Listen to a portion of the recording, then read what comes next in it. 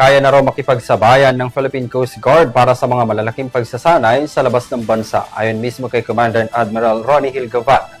Ito aniya marahil ang nakita ng mga kaalyadong bansa kung bakit makikilahok ang PCG sa pinakamalaking pagsasanay na gaganapin sa Hawaii. Narito ang aking balita.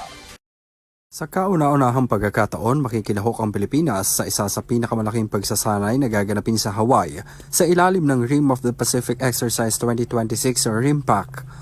Sa magkahiwalay na lugar, sabay na isinagawa ng Navy at PCG ang send-off ceremony ng mga contingent nito sakay ng BRP Gabriela Silang sa Port Harbor, Manila at BRP Miguel Malvar sa Subic, Zambales. Ang paglalayag ay may tuturing bilang milestone at kauna-unahang makakasama ng Pilipinas ang nasa 30 partner agencies para patatagin ang maritime cooperation, operational interoperability, humanitarian assistance at disaster response, maritime law enforcement, pati na ang regional maritime security. Because this signifies that two things.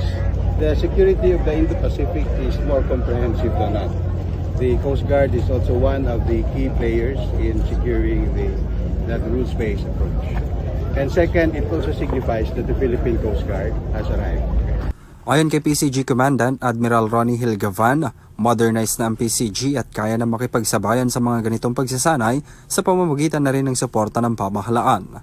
Napapanahon na rin anya ito para mas palakasin at patibayin pa ang kakayahan ng Pilipinas pagdating sa readiness ng mga tauhan ng PCG kung saan ang Estados Unidos ang principal partner sa pagsasanay. Doing exercises or drills on search and rescue, on information exchange, public affairs, other humanitarian assistance activities. Kaugnay naman sa pagkakaiba nito sa mga nakaraang pagsasanay na nilahukan na rin ng PCG, mas challenging raw ito dahil sa dami ng mga kalahok kung saan masusubok ang kakayahan sa logistics. Dati kasi yung logistics hindi masyadong challenge. This exercise will also test gaano na kalayo yung narating ng ating logistics system. Nakaya na nating magpadala ng ating mga barko away from our comfort zone. Kaugnay naman sa tanong kung bakit sa dinami-dami ng bansa sa mundo ay ang Pilipinas ang isa sa mga naimbitahan sa historic at largest war games. Dahil we have proven through the years that the Coast Guard, the Philippine Coast Guard is able to perform unique roles in securing Indo-Pacific. Wala rin daw kinalaman ang kasalukuyang sitwasyon ngayon ng US at Pilipinas para ikonsidera ang bansa sa pinakamalaking pagsasanay.